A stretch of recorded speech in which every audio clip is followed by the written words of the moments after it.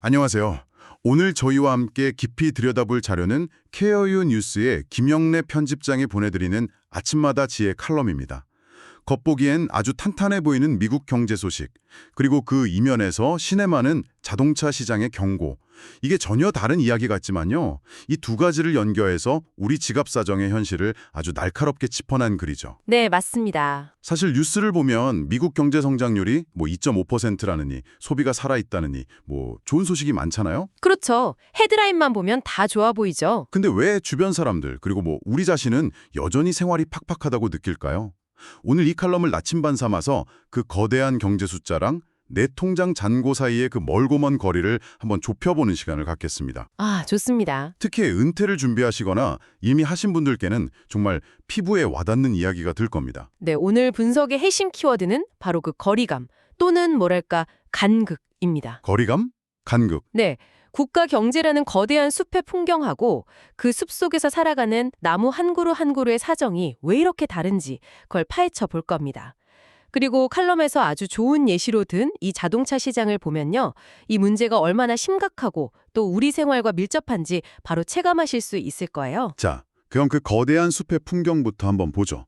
컬럼에 따르면 미국 상무부가 발표한 경제 성장률이 연평균 2.5%로 꽤 견고해요. 네, 2.5%면 안정적인 숫자죠. 수출이 늘고 또 사람들이 외식이나 여행 같은 서비스에 돈을 많이 쓴 덕분이라고 하는데요. 특히 작년 3분기 소비자 지출이 연 3.5%나 늘었다는 건 어쨌든 시장에 돈이 돌고 있다는 신호잖아요. 맞습니다. 글 숫자만 보면 경제 좋구나 생각하기 쉽죠. 칼럼에서 순수출 개선을 언급했는데 이건 간단히 말해서 미국이 해외에 판 물건이 사온 물건보다 많아졌다는 뜻이니까 분명 좋은 신호입니다. 네네. 하지만 여기서부터 칼럼은 아주 중요한 질문을 던집니다. 바로 그래서 누가 돈을 쓰고 있는가 하는 점이죠. 그게 핵심이군요. 전체 파이는 커졌는데 그 파이를 누가 먹고 있느냐의 문제. 바로 그겁니다. 칼럼이 짚어낸 걸 보면 물가 상승분을 빼고 계산한 실질 가처분 소득 있잖아요. 네, 진짜 내 돈. 그렇죠. 세금 내고 내 맘대로 쓸 수 있는 진짜 내 돈. 이게 사실상 제자리 걸음이라는 거예요. 비유하자면 월급이 3% 올랐는데 장바구니 물가가 5% 올랐다면 실제로는 더 가난해진 거잖아요. 그렇죠, 마이너스죠. 대부분의 가게가 딱 그런 상황이라는 겁니다. 그렇군요. 결국 전체 소비가 3.5% 늘어난 건 일부 고소득층이 명품을 사고 비싼 여행을 가는 식으로 소비를 주도했기 때문이다. 이런 해석이 가능하겠네요. 네, 맞습니다. 그들이 평균을 끌어올리는 동안 대다수는 허리띠를 졸라매고 있었던 거고요. 이게 바로 소비의 양극화라는 현상이군요. 네. 그리고 그 지점이 바로 평균의 함정이 가장 위험하게 작용하는 부분입니다. 국가 전체의 GDP 성장률을 날씨 예보에 비유할 수 있어요. 전국 평균 기온은 20도로 쾌적하겠습니다라고 해도 어떤 지역은 폭염에 시달리고 다른 지역은 한파로 고생할 수 있잖아요. 비유가 아주 딱 들어맞네요. 지금 미국 경제가 딱 그런 모습입니다. 심지어 주택이나 상업용 부동산 투자는 동시에 얼어붙는 등 일부 지역에서는 이미 한파 경고가 울리고 있는 상황이죠. 2.5%라는 숫자 뒤에 이런 복잡한 속사정이 숨어 있는 겁니다. 이런 평균의 함정과 양극화, 이걸 가장 적나라하게 보여주는 곳이 바로 자동차 시장이라고 칼럼은 지적하는데요. 저도 이 부분을 읽으면서 정말 입이 떡 벌어졌습니다. 2020년 이후로 신차 평균 가격이 무려 33%나 올랐다고요. 네, 33%요. 엄청난 상승폭이죠. 그래서 이제 평균 차 한 대 값이 5만 달러, 우리 돈으로 6,500만 원을 훌쩍 넘는다고 합니다. 이거 몇 년 전만 해도 고급 세단 가격 아니었나요? 맞습니다. 팬데믹을 거치면서 차량용 반도체 공급망에 문제가 생겼고 자동차 회사들은 이왕 만드는 거 비싸고 마진 많이 남는 고급 모델 위주로 생산 전략을 바꿨어요. 여기에 인플레이션까지 겹치면서 가격이 천정부지로 솟은 거죠. 결과적으로 예전처럼 월 300달러 정도면 괜찮은 차 한 대 뽑지 하던 시절은 완전히 옛말이 되어버렸습니다. 그러니 당연히 매달 내는 할부금도 엄청나게 뛰었겠네요. 그렇죠. 현재 평균 월납입금이 약 760달러, 거의 100만 원에 육박합니다. 100만 원이요? 네. 생각해보세요. 매달 고정적으로 100만 원이 차값으로 빠져나간다는 건 특히 은퇴 후 고정 수입으로 생활하는 분들에게는 어마어마한 부담입니다.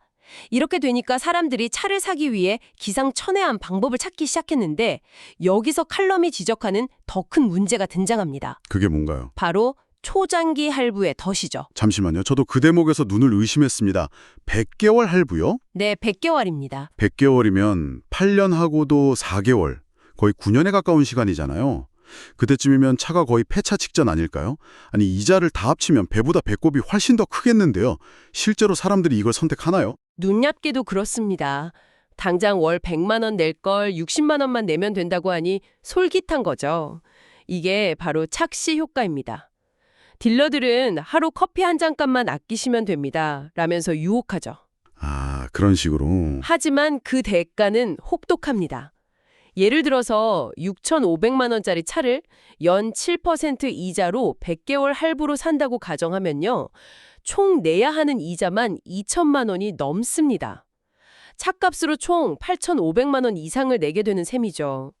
와, 게다가 그 9년 동안 차의 가치는 계속 떨어질 텐데요. 정확합니다. 바로 그게 칼럼에서 언급된 감가상각이라는 개념이죠.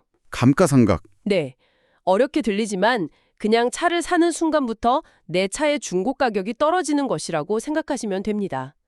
9년 뒤에는 1,000만 원도 받기 힘든 차를 위해서 나는 여전히 매달 할부금을 내고 있는 상황이 벌어지는 거죠. 이건 사실상 가계재무에 9년짜리 족쇄를 채우는 것과 같습니다. 듣기만 해도 아찔하네요. 겉으로는 경제가 성장한다는데 현실에서는 사람들이 9년짜리 족쇄를 차야 겨우 차 한 대를 살 수 있는 상황이라니. 그럼 이 칼럼에서는 이런 함정에 빠지지 않기 위해 특히 시니어들을 위해 어떤 현실적인 조언을 하고 있나요? 크게 세 가지를 제안하는데요. 하나씩 뜯어보면 굉장히 실질적입니다. 첫 번째는 당연하게도 방금 이야기한 장기 부채를 경계하라는 겁니다. 네. 월 납입금이 적어 보인다는 유혹에 덜컥 계약했다가는 10년 가까이 현금 흐름이 경직될 수 있다는 강력한 경고요. 그 조언 자체는 너무 당연하게 들리는데요. 그런데 한편으로는 평균 차값이 6,500만 원인 시대에 빚지지 말고 분수에 맞게 살아라는 말이 과연 현실적인가 하는 의문도 들어요. 아, 그렇죠. 안정적인 은퇴 생활을 위해선 안전하고 잔고장 없는 새 차가 필요할 수도 있는데 목돈 없이 새 차를 사려면 결국 장기 할부 외에 뾰족한 수가 없는 것 아닌가요? 아주 좋은 지적입니다. 칼럼의 조언이 현실과 동떨어진 이상론처럼 들릴 수 있죠. 그래서 칼럼이 강조하는 건 우선순위를 재설정하라는 겁니다. 우선순위요? 네, 최신형 모델이나 화려한 옵션에 대한 욕심을 조금 내려놓고 유지비, 보험료, 그리고 방금 말한 감가상각까지 고려해서 총 소유 비용이 가장 합리적인 차를 고르라는 거죠. 어쩌면 그 답은 신차가 아니라 보증기간이 남은 인증 중고차일 수도 있고요. 아, 할부로 하더라도 최대한 짧게 감당 가능한 수준에서 끝내는 것이 핵심입니다. 우선순위의 재설정이라 중요한 포인트네요. 그럼 두 번째 조언은 뭔가요? 두 번째는 GDP가 아닌 나의 실질 가처분 소득을 기준으로 예산을 관리하라는 겁니다. 앞서 말했듯 국가 경제 성장률 2.5%라는 숫자는 나의 개인 경제와는 전혀 다른 이야기일 수 있습니다. 맞아요. 정말 중요한 건 내 연금이나 이자 소득이 물가 상승률을 이기고 있는가, 즉 작년보다 내가 실제로 쓸 수 있는 돈이 한 푼이라도 늘었는가, 이걸 냉정하게 따져보는 거죠. 맞아요. 뉴스에 나오는 거시지표에 괜히 덩달아 마음이 들뜨거나 불안해할 필요가 없다는 거군요. 내 통장의 기준점이 되어야 한다는 말이네요. 그렇습니다. 특히 칼럼에서 짚어주듯이 변동성이 큰 식료품이나 에너지를 제외하고 계산하는 근원 물가가 여전히 높다는 점을 기억해야 합니다. 아, 근원 물가? 네, 이건 집세, 외식비, 병원비처럼 한 번 오르면 잘 안 떨어지는 생활의 기본 비용이 계속 비싸다는 뜻이거든요. 그러니 꼭 필요하지 않은 소비는 최대한 보수적으로 접근할 필요가 있다는 조언입니다. 알겠습니다. 마지막 세 번째 조언은 투자에 대한 이야기 같던데요. 성장 산업에 대한 관심과 위험 관리를 병행하라. AI 같은 기술 분야에 대한 이야기죠. 네, 맞습니다. AI나 친환경 에너지 같은 분야가 미래의 경제를 이끌어갈 거라는 건 분명한 사실입니다. 이런 흐름에서 완전히 소외되는 것도 바람직하지 않죠. 그렇죠. 하지만 이런 성장 산업은 그만큼 변동성이 어마어마합니다. 오늘 10% 올랐다가 내일 20% 떨어질 수도 있는 롤러코스터 같은 시장이죠. 특히 은퇴 자금처럼 안정성이 중요한 돈을 전부 그런 곳에 투자하는 건 위험천만하겠네요. 바로 그겁니다. 칼럼은 올인하지 말라고 강력하게 경고합니다. 전체 자산의 극히 일부만 분산해서 담가보고 그것도 혼자 판단하기보다는 신뢰할 수 있는 전문가의 조언을 구해 철저히 위험을 관리하라는 아주 현실적인 접근을 강조하고 있습니다. 은퇴 후에는 큰 수익을 내는 것보다 어렵게 모은 자산을 지키는 것이 훨씬 더 중요하니까요. 네, 맞는 말씀입니다. 오늘 우리가 깊이 파고든 이 칼럼이 주는 메시지는 아주 명확합니다. 미국 경제라는 큰 배는 표면적으로는 순항하는 것처럼 보이지만 수면 아래에는 고물가와 부채라는 암초가 곳곳에 도사리고 있다는 거죠. 따라서 배 전체의 속도계만 보고 안심할 것이 아니라 내 자리 주변의 구명조끼와 비상구를 수시로 점검하는 자세가 필요합니다. 와, 즉, 거시경제 지표에 흔들리기보다는 나의 현금 흐름, 고정지출, 부채 구조를 중심으로 내실을 다지는 것이 그 어느 때보다 중요한 시점이라는 겁니다. 결국 큰 흐름을 이해하는 지혜와 내 두 발이 딛고 있는 현실을 직시하는 냉철함이 동시에 필요하다는 말씀이군요. 오늘 이야기는 특히 안정적인 노후를 지키기 위한 현실적인 생존 전략에 초점을 맞춰봤습니다. 여기서 당신이 한번 생각해 볼 만한 실문을 던져봅니다. 네. 오늘 우리는 100개월 할부라는 눈에 보이는 거대한 불체에 대해 이야기했습니다. 하지만 이 대화를 나누다 보니 문득 이런 생각이 드네요. 어쩌면 우리도 모르는 사이에 과거에는 필수품이었던 것들의 가격이 너무 올라 이제는 사치품이 되어버린 것들이 있지는 않을까요? 그리고 그것을 유지하기 위해 자동차 할부처럼 거창하진 않지만 매일매일 자잘한 마음의 빚을 지고 있는 건 아닐까요? 당신의 소비 목록 속에서 나도 모르게 사치품이 되어버린 필수품은 과연 무엇일지 한번 점검해 보는 건 어떨까요?